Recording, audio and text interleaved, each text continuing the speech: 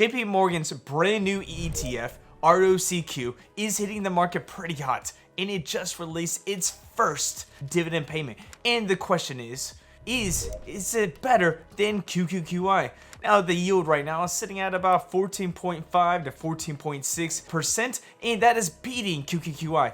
And ROCQ has a expense ratio which is half. And so the question may be, should you switch from QQQI to ROCQ? Is ROCQ better than QQQI? Today we're going to be diving deep into this. We're going to be looking at the fees. We're going to be looking at the yield. We're going to be looking at the active management. We're also going to be looking at the tax efficiency and seeing, is ROCQ better than QQQI? Should you ditch it or should you buy it? That is the question for today. Now, let's get to it and let's start. This video is purely educational content. It should not be considered personal finance advice. I'm not a licensed financial advisor, and I don't know your financial situation, risk tolerance, or even investment goals. Past performance doesn't guarantee future results, and always do your own research and consider consulting with a qualified financial professional before making any investment. All right, let's get on to the video. Hey guys, my name is Steve and I run the Frugal Expat website where we try to help people to save more and invest better. Today, we are diving into ROCQ, the JP Morgan new income ETF, and seeing, is it better than QQQI?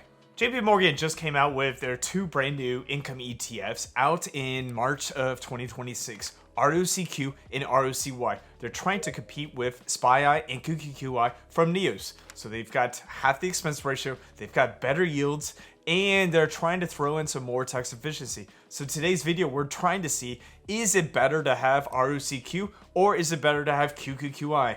And so with me, I'm personally invested in QQQI, and I actually want to see what ROCQ could offer to many investors and even to myself, as in it's got a cheaper expense ratio, it's got similar tax efficiencies, and so it's possibly a good one that you could add to your portfolio. So let's dive in and let's start answering those questions and seeing, is this the next best income ETF out on the market, or should you just stick with QQQI?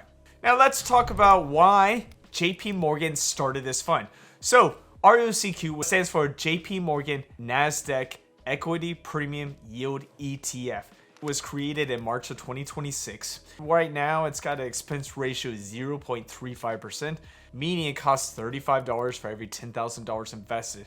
The yield is sitting at about 14.5% as the dividend was just released on May 1st of 2026. What JP Morgan is trying to do is they're trying to create an ETF to kind of fix the problems of their old ETFs. You've got JEP and JEPQ, which have anywhere between $30 to $40 billion in assets under management, but the problem is they use ELNs, which means it's very tax inefficient. The distributions are taxed at the ordinary rate. That means it's costing you anywhere between 20 to 30% of that income. That is not very good if you're looking at these income ETFs. On the other hand, you have NEOS ETFs that use return of capital, 1256 contracts, and making everything much more tax efficient. So JP Morgan needed something to kind of combat NEOS, and so that's why they came out with ROCY and ROCQ.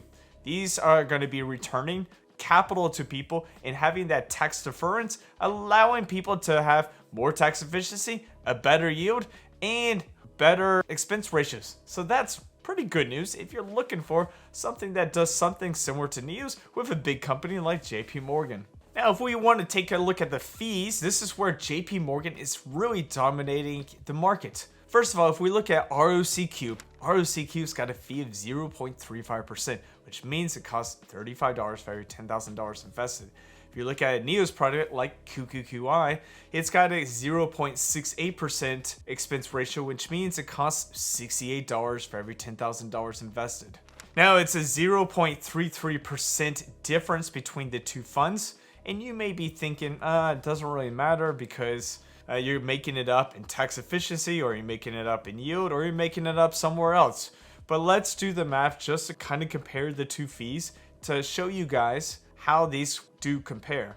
Now, if we had QQQI and we invested $100,000 into it and had a average return of 8%, even though we know it's around 14%, After 40 years, it's going to come out to $1.880 million.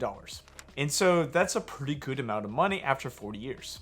Now, if we had the same $100,000 and we invested into ROCQ, the same 8%, but different expense ratio, that amount is going to come out to be $2.21 million. And so there's a huge difference when you're comparing one that's got a higher expense ratio versus the other. Same yield, but one is getting you a lot more money just because the expense ratio is much cheaper. I mean, that is right there about a $330,000 difference.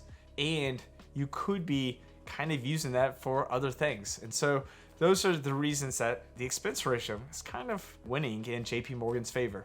Now let's take a look at the yield, because the yield is why a lot of income investors like these ETFs. Now, if we take a look at a JEPQ, and with that JP Morgan kind of fit around JEPQ, you're going to get a yield usually of 10 to 12%. And that's probably what we were expecting with ROCQ.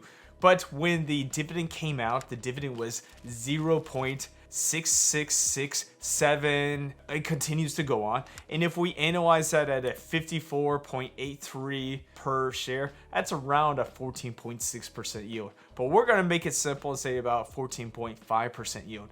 Now, that's a little bit shocking because we didn't expect that to be what it is right now. If we expected it to be that 10 to 12% like the other JP Morgan ETFs were doing. But this one's a much higher and it's beating out QQQI. So the question is this one much better than QQQI? Let's dive into QQQI's dividend yield. Now, QQQI is sitting at about 14% yield. It's much more consistent. We have seen QQQI paying around the similar amount per share since January 2024. So we have a pretty consistent range, and we can say it's about 14%. Now, the difference between QQQI and ROCQ is we only have seen one payout with ROCQ. So we don't know how the rest of the month is going to continue to go. But if it continues this trend, it's going to be about 14.5%. Now, if we do the math and we do about $100,000 into QQQI, it's going to come out to about $14,000 per year or $1,167 per month.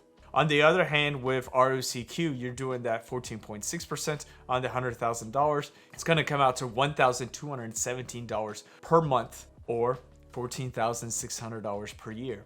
So you're going to get that $50 per month more than QQQI, plus you're going to be saving out on $330 per year in fees. And so that's a pretty big thing to kind of look at. Now, if we did this about 500,000, ROCQ is going to do about $73,000 per year. And with QQQI, you're going to be doing about $70,000 per year. So with ROCQ, you're doing about $3,000 more per year with that $500,000 invested. But ROCQ is only produced dividends for 1 month. We don't know what it's going to be doing for the next 3 or 6 months. It could average back out to about that 10 to 12%. And you would probably be better with QQQI.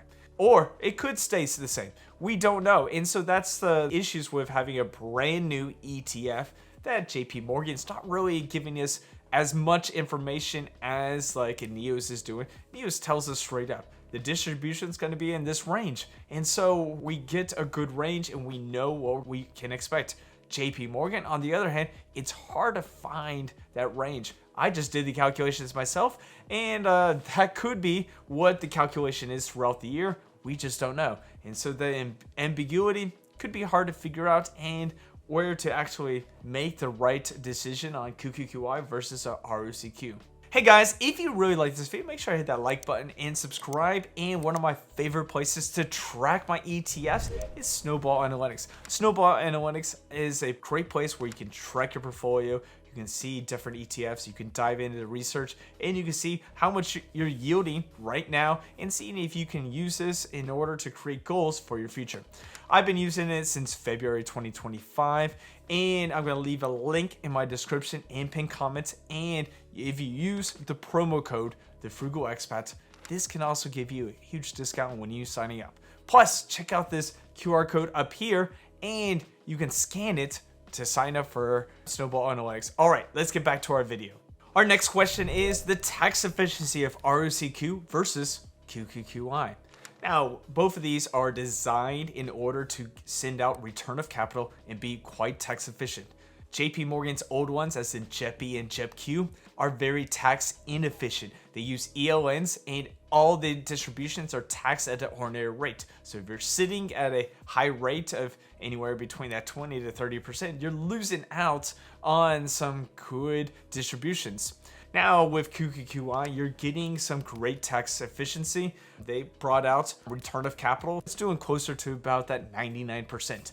Now, all the other income is going to be taxed at a 1256 contract rate. So 1256 contracts are basically covered calls on the NDX. And so you're getting 60% long-term capital gains and 40% short-term capital gains using those 1256 contracts. And so that's a more tax efficient way with NEO's funds.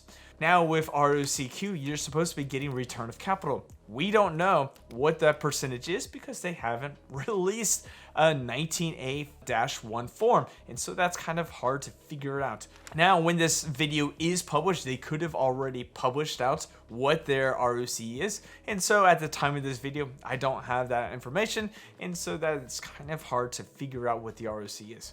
Now, we can assume it's going to be that 90 to 100%. So it's quite tax efficient. It's gonna tax defer down the road, and it probably will take about that 7 to 10 years before your cost basis has hit zero. But as the NAV continues to rise, it's good news for this fund, and the tax efficiency is good news. Now, another factor that we could look at is the active management factor. Now with QQQI, a lot of QQQI is based upon the NDX, so it's kind of tracking it very closely. It's got the same holdings as the NDX, but ROCQ is a little bit different. They're actively managing this portfolio.